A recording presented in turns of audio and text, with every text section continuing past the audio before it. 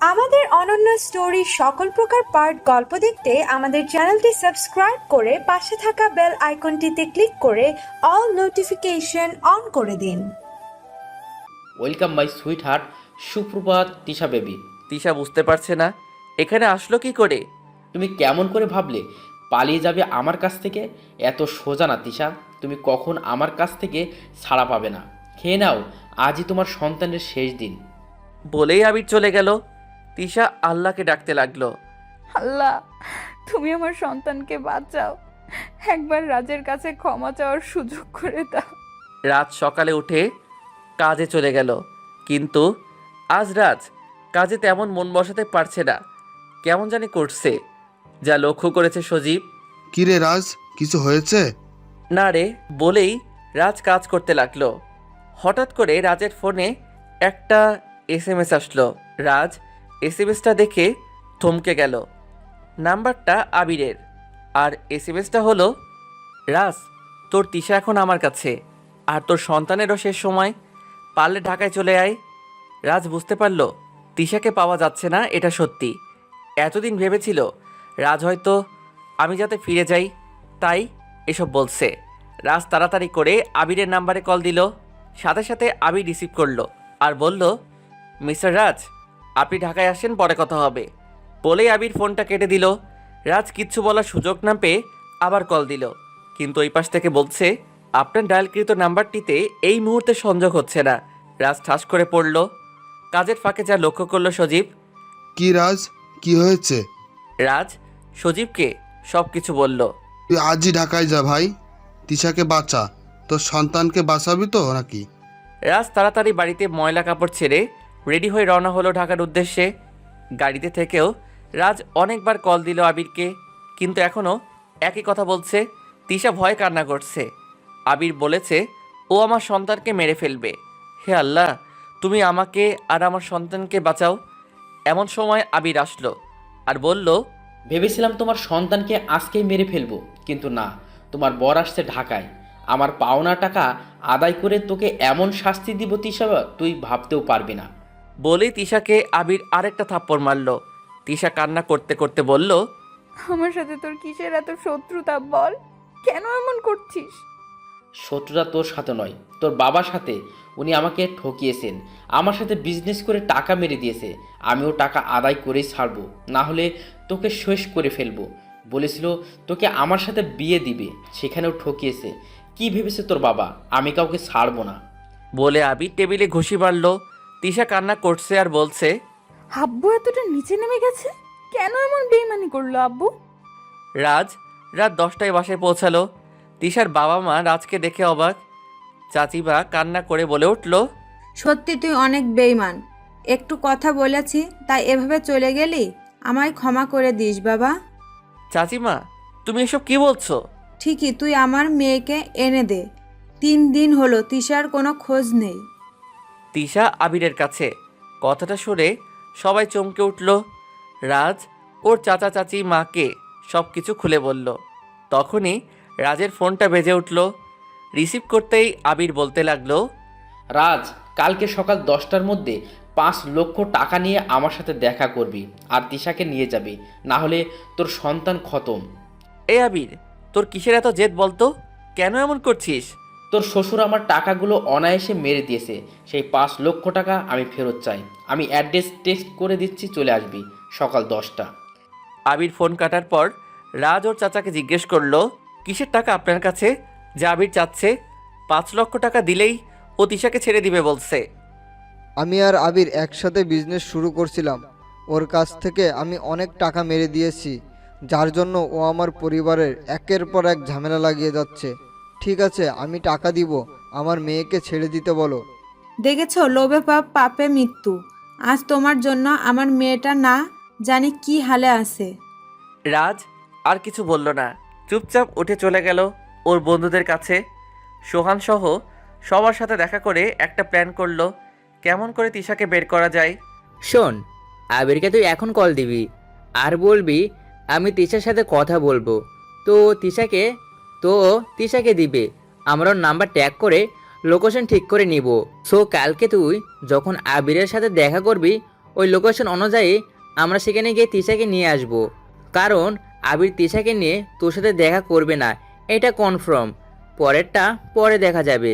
সোহানের কথার সাথে সাথে সবাই একমত হলো। রাজ আবিরকে কল দিয়ে তিশার সাথে কথা বলতে চাইলো। আবির তিশাকে ফোন দিতেই তিশা কান্না করে বলতে লাগলো, রাজ প্লিজ আমাকে নিয়ে যাও, আমার জন্য না হলেও আমাদের সন্তানের। বলতেই আবির ফোনটা নিয়ে নিল আর বলল, ঠিক মতো চলে আসবি। কোনো পুলিশ বা চালাকি যদি করিস তো দেখবি আমি কত খারাপ হই। রাজ ওকে বলে রেখে দিল। সোহান ইশারা দিয়ে জানালো কাজ হয়েছে। পরের দিন সকাল 10টায় রাজ একটা ব্যাগ নিয়ে দাঁড়িয়ে আছে আবিরের জন্য। একটু পর একটা কালো গাড়ি করে আবির আসলো। আবিরকে দেখেই রাজ বলল, তিশা কোথায়? আরে আছে, আগে তোর টাকাগুলো দে। রাজ আবিরের কথা শুনে মুচকি হাসতে লাগলো। রাজের ফোনে একটা SMS আসলো। সোহান লিখেছে, ভাই তিশাকে পেয়ে গেছি, ওকে নিয়ে বাসায় যাচ্ছি, তুই শালাকে সাইজ কর। রাজ জোরে জোরে হাসতে লাগলো। তখন আবির বলল, হাসছিস কেন? সাথে সাথে পুলিশ এসে আবিরকে ধরে ফেললো। তখনই আবির বলল, রাজ, ভুলে যাস না তিশা কিন্তু আমার কাছে। রাজ বলতে লাগলো, তুই এখানে আসার সাথে সাথে আমার বন্ধুরা তিশাকে বাড়ি নিয়ে চলে গেছে। তিশা এখন ওর বাবা মার কাছে। আবির রাজের কথা শুনে রাগে কটমট করতে লাগলো। পুলিশ আবিরকে নিয়ে যাওয়ার সময় আবির আবারও বলল, দেখে নিব তোকে রাজ, আমাকে বেশি দিন আটকে রাখতে পারবে না। আর তখন আমার সাথে করা চিটিংবাজির পুরো প্রতিশোধ নিব। দেখব তখন তিশা তোকে কি করে বাঁচাই আর তুই কি করে নিজের বউকে বাঁচিয়ে নিস। পুলিশ টানতে টানতে আবিরকে নিয়ে গেল। রাজ আবিরের কথাগুলো শুনে মুচকি হাসছিল আর বলল, আরে জানা বাবা, যখন সময় আসবে তখন দেখা যাবে। তখনই রাজের বন্ধুরা আসলো আর বলল, দোষ, তিশা ভাবে একদম ঠিক আছে, তুই কোনো চিন্তাই করিস না তো। কিন্তু দোষ, আমাদের একটা আবদার তোকে রাখতেই হবে। কি আবদার বল? আমি অবশ্যই রাখার জন্য চেষ্টা করব। তোরা আমাকে হেল্প করলি। বেশি কিছু না দোষ, শুধু আমাদেরকে তোর বাড়িতে একদিন খাওয়াতে হবে, তাও আবার তিশা ভাবির হাতের রান্না, তাহলেই হবে। ওই শালা, তুই খালি খাই খাই করিস কেন? আরে বুঝতে পারছিস না, এতে দুটো উপকার হবে। কি উপকার হবে শুনি? তিশা ভাবি তো তোর সাথে রাগ করে আছে, আমাদেরকে দাওয়াত করে খাওয়ালে দুজনের মান অভিমানটাও কমবে। এই তোর বুদ্ধি আছে বটে, মানতে হবে। ওকে একদিন আমার বাড়িতে দাওয়াত দিব। রাজ আর তার সব বন্ধুরা মিলে হাসাহাসি করছিল। ঠিক তখনই রাজের ফোনটা বেজে উঠল। রাজ ফোনটা হাতে নিয়ে দেখে চাচার ফোন। রিসিভ করা মাত্রই ওই পাশ থেকে চাচা বলে উঠল, রাজ তুই কোথায়? তাড়াতাড়ি হাসপাতালে চলে আয়, আমরা তিশাকে নিয়ে হাসপাতালে আসছি। চাচা তিশা ঠিক আছে তো? আগে তো আসবি। চাচা আসতেছি। রাজ ওর বন্ধুদের নিয়ে তাড়াতাড়ি হাসপাতালে গেল। তিশার বাবা মা ওটির সামনে ওয়েট করছে। চাচা তিশা ঠিক আছে তো? তখনই ভিতর থেকে নার্স বেরিয়ে আসলো। মিস্টার রাজ, আপনার জন্য গুড নিউজ আছে, আপনার মেয়ে হয়েছে। রাজের মুখে মুচকি হাসি ফুটে উঠল। রাজের বন্ধুরা বলল, তোকে তো আজকে ডাবল মিষ্টি খাওয়াতেই হবে, তা না হলে তোকে আর ছাড়ছি না।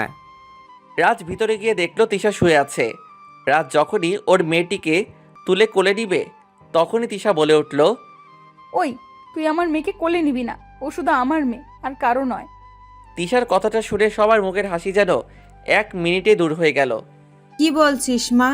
তোর মেয়ের বাবা রাজ? সব কিছু তো আবিরের জন্যই হয়েছে, তারপরও রাজকে অপমান করছিস কেন? মা, তুমি এখানে কথা বলবা না, যা কিছু করার আমি করব। রাজ আমাদের বাড়িতে আর থাকতে পারবে না, ও গ্রামের বাড়ি চলে যাবে, সাথে সাথে আমিও যাব আর আমার মেয়েও। তিশা কি বলছে ঠিক কেউ বুঝে উঠতে পারছে না। রাজও আহাম্মক হয়ে দাঁড়িয়ে আছে। তিশা সবার মুখের দিকে তাকিয়ে হাসছে। সবাই ভয় পেয়ে গেল, তাই না? তখন সবাই বুঝতে পারলো তিশা সবার সাথে মজা করছে। রাজ আর তিশার মেয়েকে একে একে সবাই কোলে নিল। 3 দিন পর তিশাকে বাড়ি নিয়ে গেল। অনুষ্ঠান করে তিশা আর রাজের মেয়ের নাম রাখা হলো রোজা। ওই দিন রাজের সব বন্ধুদেরকে দাওয়াত করে খাওয়ানো হলো। একদিন তিশার কথা শুনে রাজ খুব অবাক হলো। রাতে তিশা রাজের পায়ে পড়ে বলল, তুমি আমাকে ক্ষমা করে দাও রাজ, আমি তোমাকে অনেক অপমান করেছি। রাজ তিশাকে তুলে বলল, আমার কিছুই মনে নেই। তিশা রাজকে জড়িয়ে ধরে কান্না করে দিল। রাজ আবারও তার অফিসে জয়েন করলো। রাজ, তোমাকে একটা কথা বলি। বলো তিশা, কি বলবে? সেদিন সাদিয়া কি বলে তোমাকে ডেকে নিয়ে গেছিল? রাজ অনেকটা সময় তিশার দিকে তাকিয়ে থেকে বলল, সোহানের কথা বলে। ঠিক আছে, তুমি অফিস যাও। কিছু হয়েছে কি? হঠাৎ আজকে সাদিয়ার কথা বলছো? না, কিছু না। রাজ রোজাকে কোলে নিয়ে আদর করে অফিস চলে গেল। এইদিকে তিশা মনে মনে হাসছে। রাজকে সাদিয়ার কথা বললেই কেমন ভয় পায়। আর মাত্র 5 দিন বাকি পড়েই আসছে রাজ তিশার বিবাহবার্ষিকী। এই 5 দিন আগে থেকে রাজের সাথে আমার ঝগড়া বাঁধতে হবে। তারপর রাজকে সাডেনলি সারপ্রাইজ দিব। তিশা সব কিছু রেডি করে রাখলো। রাজ বিকেলে বাসায় ফিরল। রাজ আজ তিশার ব্যবহার দেখে খুব অবাক হলো। হঠাৎ তিশা এমন করছে কেন? রাজ বুঝতে পারছে না। রাজ খাবার খেয়ে রুমে গেল। তিশা মুখটা গোমড়া করে বসে আছে। রোজা কান্না করছে। এইদিকে তিশার কোনো ভ্রুক্ষেপই নেই। কি ব্যাপার তিশা, রোজা কান্না করছে আর তুমি চুপ করে বসে আছো যে? তাতে আমার কি? তোমার মেয়ে, তুমি দেখে রাখবে। আমার মেয়ে মানে? আমাদের দুজনেরই তো মেয়ে রোজা। হইছে, তুমি তোমার মেয়েকে নিয়ে আমার সামনে থেকে যাও। কি হয়েছে তিশা, বলবা তো? কেন এমন করছো? আমার খাবারটাও দিলে না। কিচ্ছু হয়নি তো। তিশা রুম থেকে চলে আসলো। আসার আগে দেখলো রাজ রোজাকে কোলে নিয়ে আনমনে কি যেন ভাবছে। তিশা একটা মুচকি হাসি দিয়ে চলে আসলো। রাজ ভাবতে লাগলো, তিশা এমন করছে কেন? আমাকে তিশা অবহেলা করুক, তাতে কিছু যায় আসে না, কিন্তু রোজাকে অবহেলা করছে কেন? রাজ রোজাকে ঘুম পাড়িয়ে দেয়।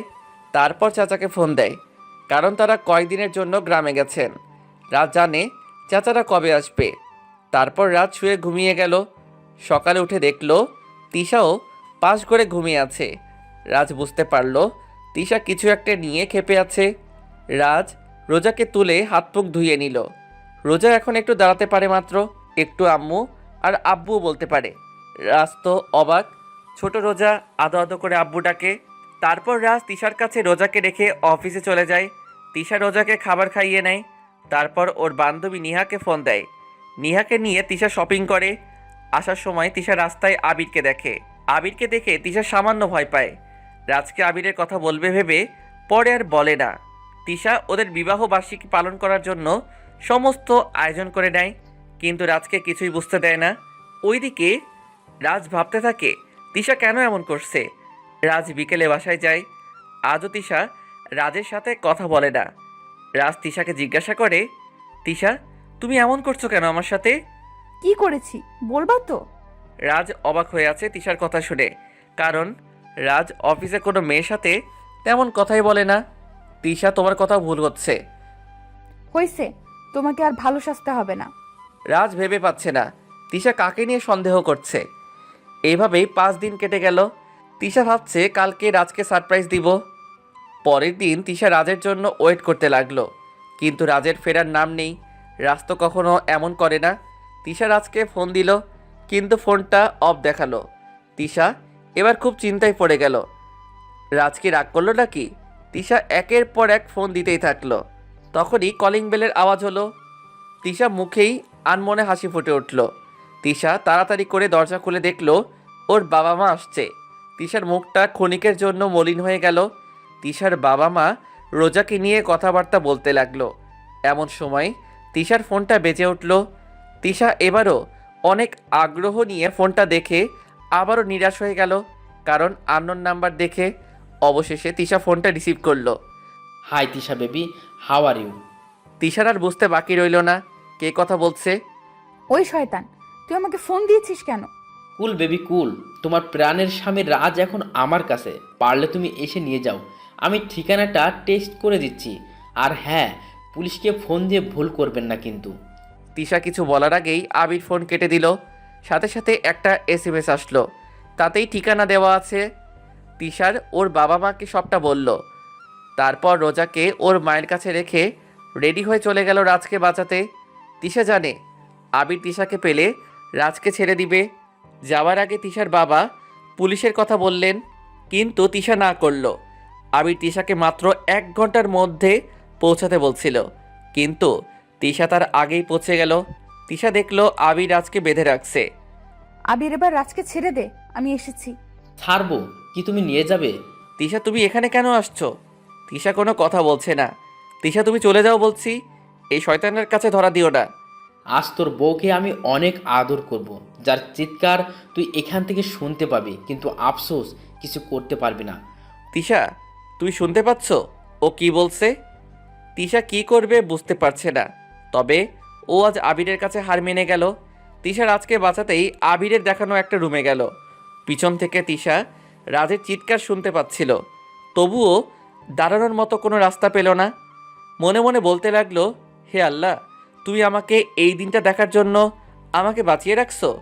রাজ ভাবতে লাগলো, তিশা ওই ঘর থেকে বাঁচাও বলে চিৎকার করবে, আর আমাকে এখান থেকে তা শুনতে হবে।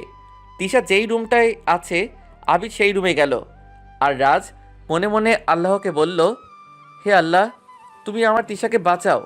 ঠিক সেই সময় রাজ কান্নার আওয়াজ শুনতে পেল। তবে এটা তিশার কান্নার আওয়াজ না, এ তো আবির কান্না করছে। আবির শুধু বলছিল, ওমা বাছাও জলে গেল। রাজ কিছু বুঝতে পারছে না আবির কেন কান্না করছে। এমন সময় দেখতে পেল ওর দুই বন্ধু রাজকে পাহারা দেওয়া ছেলেগুলোকে মারছে। রাজ অবাক হয়ে শুধু দেখছে। তিশা আবিরকে লাঠি দিয়ে উদম কেলাতে কেলাতে বাইরে নিয়ে আসছে। আবির ওর দুই চোখ ধরে কান্না করছে। রাজের বন্ধুরা রাজের বাঁধন খুলে দিল আর বলল, ভাবি দিন বেশি করে। তিশা আবিরকে অনেক মারছে, আর আবির শুধু বলছে, ও বোন ছেড়ে দাও, আমাকে পুলিশে দাও, আমি আর জীবনে কোনো মেয়ের দিকে তাকাবো না। আগে বল, আমার আর রাজের মধ্যে বাধা হয়ে দাঁড়াবে কোনো দিন? না বোন, আর কোনো দিন এমন করব না। তিশা তখনও আবিরকে মারছে। রাজ গিয়ে তিশাকে থামালো। পুলিশ এসে আবির ও তার ছেলেদেরকে ধরে নিয়ে গেল। রাজ এখনও বুঝতে পারছে না তিশা আবিরকে কি করলো। ও ওইভাবে চোখ ধরে কান্না করছিল। তখনই তিশা বলল, আমি বাসা থেকে মরিচের গুঁড়ি নিয়ে আসছিলাম। আবির যখন আমাকে ধরতে গেল, আর আমি গুঁড়িগুলো ওর চোখে মারলাম, কাজ হয়ে গেল। রাজ তিশার কথা শুনে হা করে তিশার দিকে তাকিয়ে রইল। তিশা রাজের বুকটা অফ করিয়ে দিয়ে বলল, এবার বাড়ি চলেন।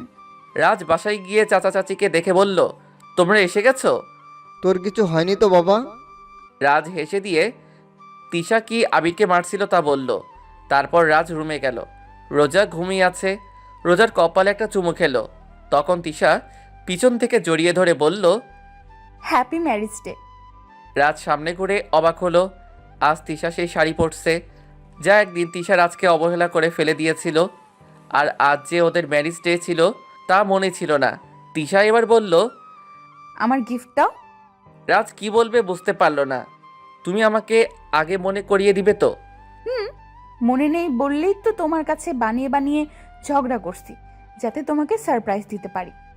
রাজ এখন বুঝতে পারছে সবকিছু। গিফট দিতে হবে না, তবে একটা কাজ করতে হবে। কি কাজ? আমাকে কোলে করে ছাদে নিয়ে যেতে হবে। রাজ তিশার বলার সাথে সাথে তিশাকে কোলে করে ছাদে নিয়ে আসলো। তিশা রাজের কোল থেকে নেমে রূপালী চাঁদ দেখতে লাগলো, কিন্তু রাজ কোথাও গেল। এমন সময় তিশা দেখলো রাজ তিশার সামনে হাঁটু গেড়ে দিয়ে বসে আছে, হাতে সামান্য একটা কাগজি ফুল। Tisha, I love you. আমি সারাটা জীবন তোমার পাশে থাকতে চাই। বলো, আর কখনো আমাকে অবহেলা করবে না?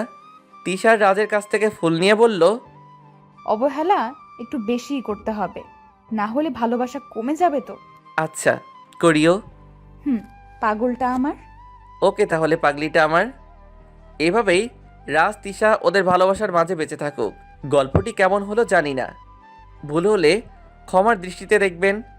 নতুন নতুন ভালোবাসার গল্প পেতে অবশ্যই আমাদের অনন্যা স্টোরি চ্যানেলটি সাবস্ক্রাইব করবেন।